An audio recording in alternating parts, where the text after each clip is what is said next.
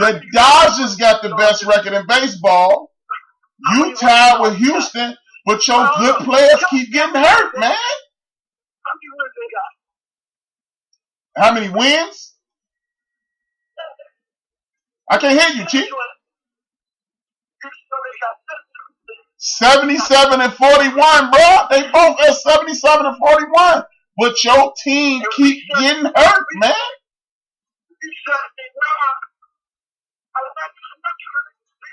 I can't hear you, man.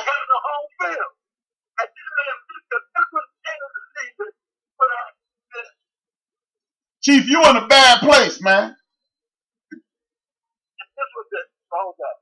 I said this was the end of the season. We would have home field advantage because we got 2 more wins than the fucking Houston Astros, and we have 1 more win than the Dodgers. But Chief, Chief, relax. You know what?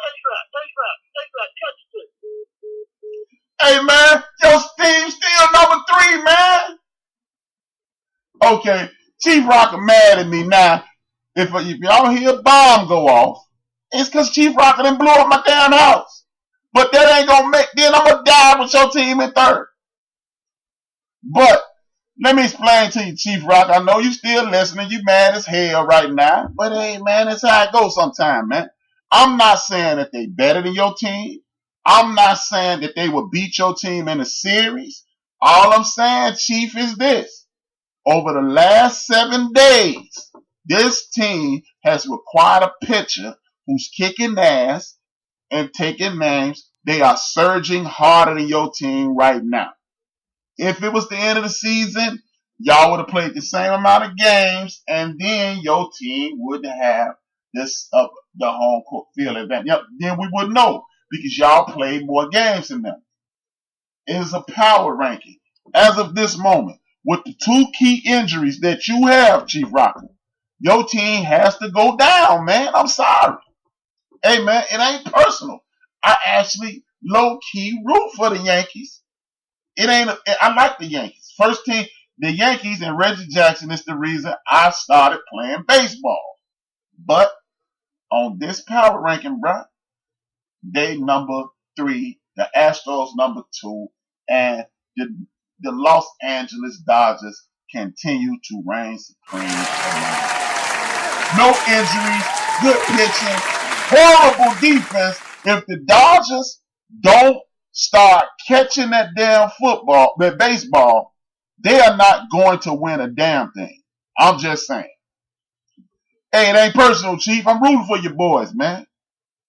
Anybody that hate the Red Sox, I will root for them. In 1986, I was rooting for the Mets. I hate the Red Sox. It made the championship that my team won a little better simply because along the way, we beat the Red Sox. I'm with you, Chief. If your team hate the Red Sox, hey, it's an old saying. Who your favorite team? You say your team and anybody who beat the Red Sox. So if your team got their foot on the Red Sox neck, I'm with you. With that being said, this is one of the reasons I struggle to continue to be a Chicago sports fan.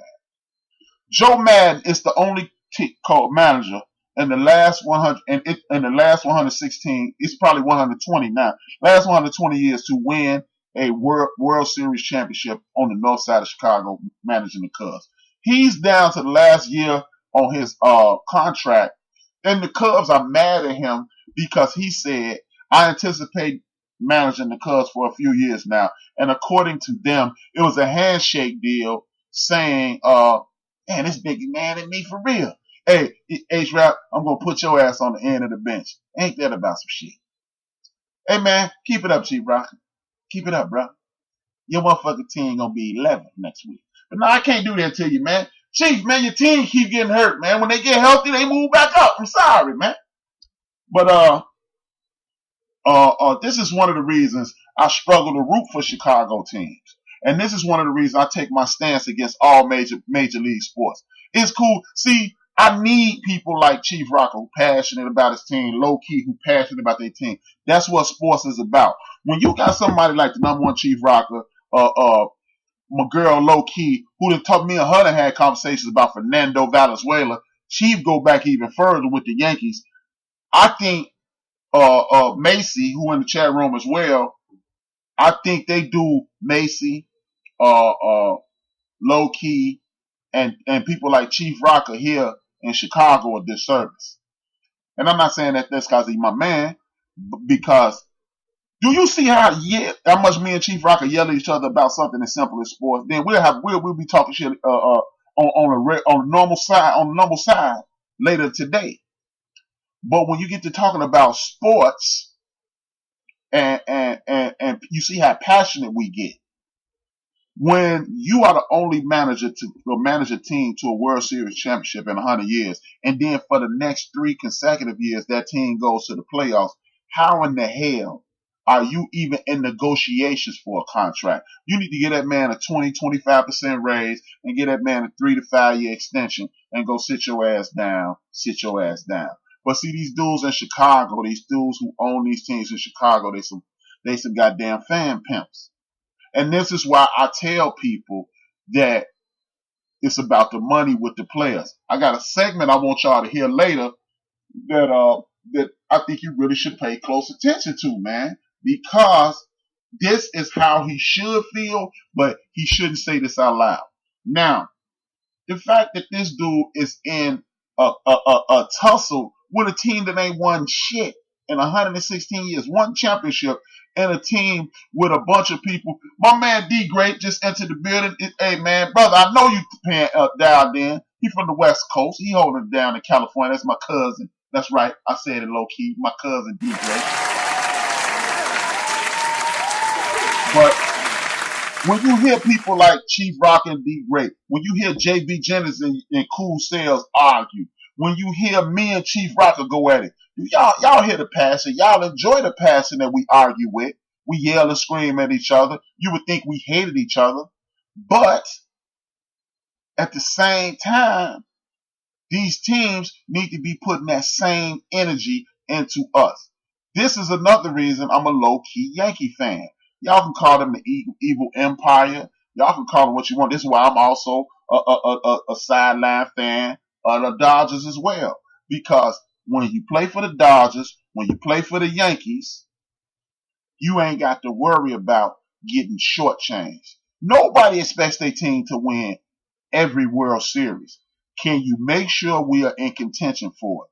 Joe Madden here in Chicago, outside of my manager, Ozzie Guillen, it's the best two managers in regards to championships in Chicago in the last 200 years. It took the White Sox 80 years. It took the Cubs 116 years to win another championship.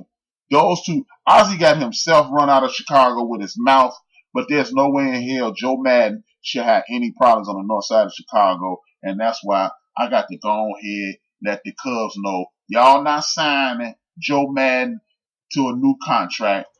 Man, this is some bullshit. Straight up. If he got to argue, wrestle, fuss, and fight about some money, but y'all tell me, remember the people who say HRap, you only about the money. You ain't only about the money. If it ain't about the money, why Joe Madden ain't got a new contract? That's all I'm saying. With that being said, let me ease on down the road to a little basketball, y'all. The NBA schedule came out, and unlike ESPN, I got shit to talk about. Chief Rocker got shit to talk about. Victor Morrow don't have no show about sports, but Victor Morrow don't have something to talk about. Built for this network, we have content. You know, ESPN and Fox and these damn other magazines, they give you half the truth, and then they want you to argue with your friends about half the truth.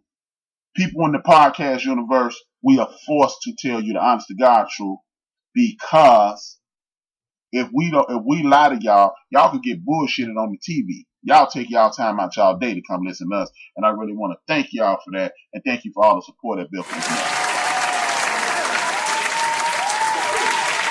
But the reason I'm telling y'all we got content, because they were talking about which matchups are you going to see. One game out of 82 don't mean a damn thing.